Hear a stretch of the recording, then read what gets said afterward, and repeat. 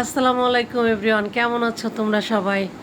এই তো চলে আসলাম রাতে ডিনার করব। এখন দেখো এই যে খাবারের আইটেম কিচ্ছু ভালো লাগতেছে না। আচ্ছা, আমার মতো কি তোমরা কেউ আসো যে সব কিছু থাকলেও একটা ডিম ভাজা লাগে?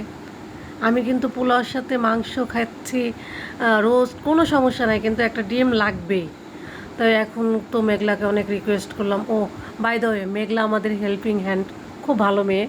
তো বললাম যে একটা ডিম ভাইজে দিবি, তো অনেক কষ্টে রাজি হয়েছে। তো এখন ডিম ভাজতেছি, দেন খাবো।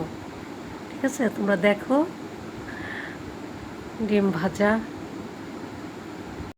এখানে মানে না বললেই নয়, আমার মতো যারা ডিম লাভার আছে তারাই বুঝবে যে সব কিছুর পরে একটা ডিম হলে খাবারটা কি পরিমাণ যে ইয়ামি হয়ে যায়, মনে হয় যে খাবারের পূর্ণতা চলে আসে। তো ঠিক আছে, সবাই ভালো থাকো।